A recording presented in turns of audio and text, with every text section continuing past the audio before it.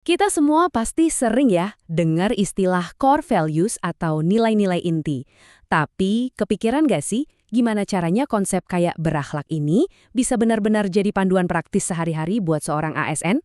Nah, dalam beberapa menit ini kita akan bedah bareng-bareng gimana nilai-nilai ini tuh bukan cuma teori, tapi beneran hidup dalam aksi nyata. Kalau dipikir-pikir, kayaknya nggak ada hubungannya sama sekali kan? Satpam di lobi, perawat di klinik, sama analis yang kerja di balik meja. Tapi, tunggu dulu. Ada satu benang merah yang kuat banget yang menyatukan mereka semua dalam melayani negara. Ikutin terus ya, karena jawabannya mungkin bakal bikin Anda kaget.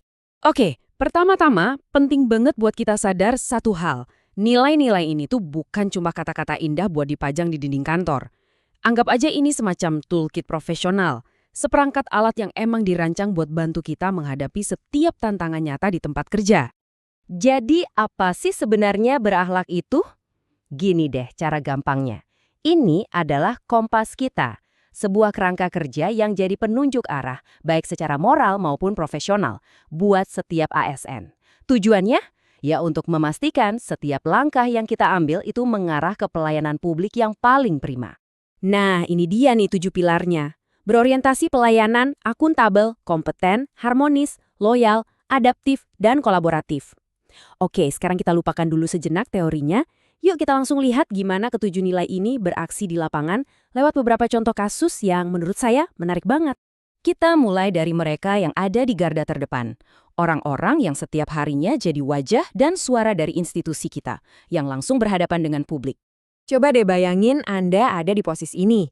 Anda seorang petugas PAMDAL, antrian di depan makin panjang, suasana udah mulai panas. Tiba-tiba, datang seorang tamu yang ngakunya penting, nggak punya undangan, dan maksa mau masuk. Semua mata langsung tertuju ke Anda. Jadi apa yang bakal Anda lakukan? Dan disinilah kerennya. Lihat deh, ini bukan soal milih satu nilai aja. Petugas ini dengan cerdas memadukan 5 nilai sekaligus. Dia tetap sopan, itu berorientasi pelayanan. Dia patuh sama SOP, itu akuntabel. Dia menenangkan situasi dengan komunikasi yang baik, itu harmonis. Lalu dia cari solusi cepat dengan mengarahkan tamu sambil koordinasi sama unit lain. Itu adaptif dan kolaboratif. Nah, ini dia berakhlak dalam aksi nyata. Oke, sekarang kita naikin tingkat kesulitannya. Gimana kalau situasinya genting dan waktu jadi musuh utama? Mari kita lihat bagaimana berakhlak bekerja di bawah tekanan yang sesungguhnya. Ini skenario yang mungkin sering kita lihat. Beberapa pasien datang barengan ke klinik. Tapi ada satu orang yang gejalanya jelas-jelas butuh penanganan darurat. Sementara tenaga medis yang ada terbatas. Keputusan apa yang harus diambil? Dan gimana cara menentukannya? Kuncinya di sini adalah kompeten. Kemampuan buat melakukan trias atau menilai mana yang paling darurat secara cepat itu vital. Tapi, tunggu dulu, itu aja nggak cukup. Nilai harmonis langsung muncul pas mereka dengan tenang menjelaskan situasi ke pasien lain biar nggak ada salah paham. Ini bukan cuma soal skill medis, tapi juga soal empati. Sebuah kombinasi yang luar biasa kuat. Hayo, siapa yang belum pernah ngalamin ini?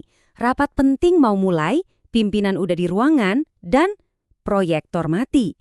Audio nggak nyala, hening seketika. Wah, ini mimpi buruk klasik buat tim IT kan? Dan inilah respons seorang profesional sejati. Langkah pertama, tetap tenang. Itu menunjukkan sikap adaptif. Mereka langsung cek masalahnya. Itu bukti kompetensi. Lalu, yang paling penting, mereka selalu punya rencana B, peralatan cadangan siap sedia. Dan setelah semuanya beres, laporan tetap dibuat, itulah wujud akuntabilitas. Sempurna.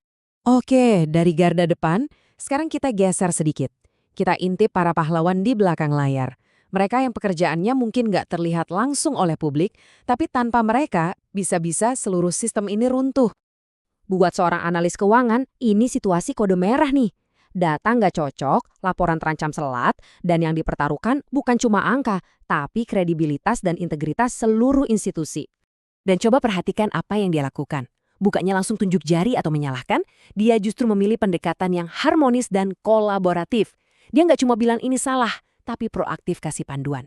Nah, itu adalah bentuk berorientasi pelayanan internal.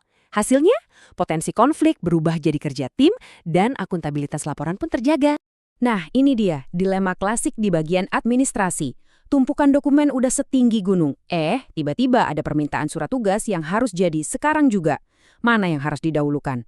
Rutinitas atau yang mendesak? Gimana coba ngatasinnya?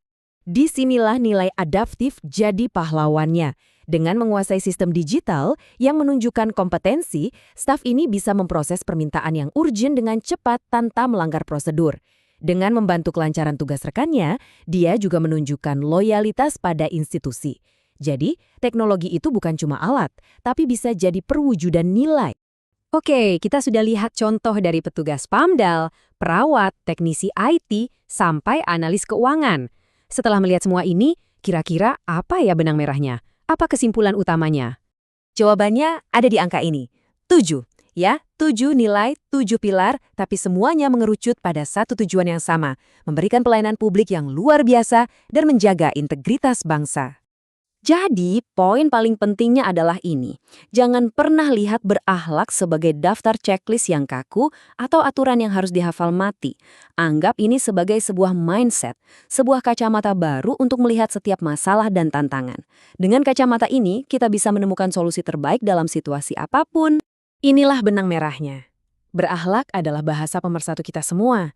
Nggak peduli posisi Anda di garda depan atau di belakang layar, setiap tindakan kecil yang kita lakukan dengan berintegritas itu sangat penting. Karena kehebatan sebuah institusi itu nggak dibangun oleh 1-2 orang hebat, tapi oleh ribuan keputusan kecil yang benar setiap harinya, oleh kita semua yang bergerak ke arah yang sama. Dan sekarang pertanyaan terakhir ini bukan untuk saya jawab, tapi untuk Anda renungkan. Setelah melihat semua ini, coba dipikirkan.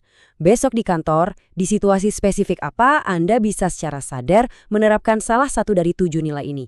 Mungkin cuma satu tindakan kecil aja, tapi ingat, perubahan besar itu selalu dimulai dari sana.